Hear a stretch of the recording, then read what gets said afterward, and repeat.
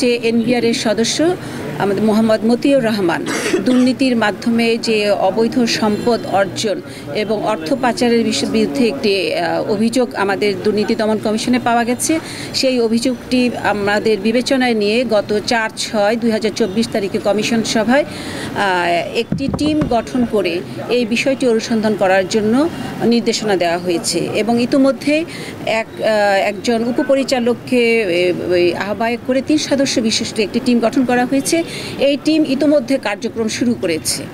আরেকটা বিষয় ম্যাডাম, ওনার বিরুদ্ধে এর আগে 4 বার দুর্নীতি দমন কমিশনে অভিযোগ করছিল, এটা উনি নিজে একটা সাক্ষাৎকারে বলেছেন।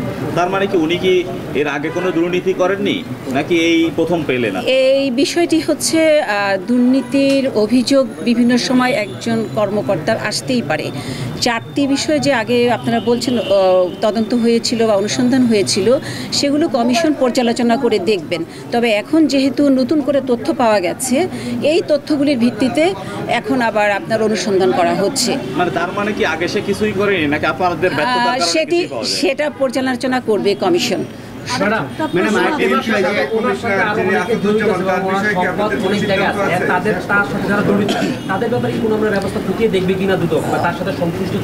নিশ্চয়ই যখন এই টিম কার্যক্রম গ্রহণ করবে, আপনারা জানেন তারা অনেক বিষয়, ওনার ব্যাংকের অ্যাকাউন্ট কোথায় আছে, ওনার স্থাবর অস্থাবর সম্পত্তি সব কিছু লিঙ্ক ওনারা পর্যালোচনা করে দেখবেন।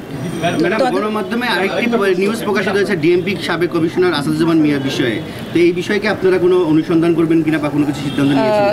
এই বিষয়টি এখনও কমিশনের সিদ্ধান্ত গ্রহণ করা হয়নি। সিদ্ধান্ত গ্রহণ করা হলে আমরা আশা করি আপনাদের জানিয়ে দিব। ধন্যবাদ। এনবিআর এর সদস্য জনাব মোহাম্মদ মতিউর রহমানের বিষয়ে জানতে চাচ্ছেন যে গত 4টি কেসে ওনার অনুসন্ধান হয়েছিল, সেক্ষেত্রে আলোর মুখ দেখেননি। আর এটি তো অনুসন্ধান তখন দেখেননি কেন বা কি, সেটা কমিশন পর্যালোচনা করবে। অভিযোগের মাত্রা বা অভিযোগের ধরন পরিবর্তন হতে পারে, আমরা এখনো জানি না, সেগুলি অনেক আগের ঘটনা।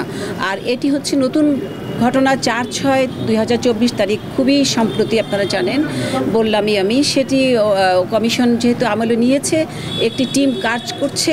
এই অনুসন্ধানকারী টিম স্বাধীনভাবে কাজ করুক, আমরা ফলাফল জানতে পারব। ধন্যবাদ।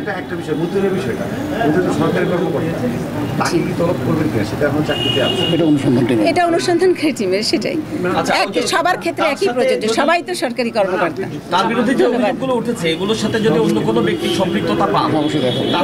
যদি প্রয়োজন হয় অবশ্যই আসবে অনুসন্ধানের স্বার্থে। ধন্যবাদ। সিঙ্গাপুর আছে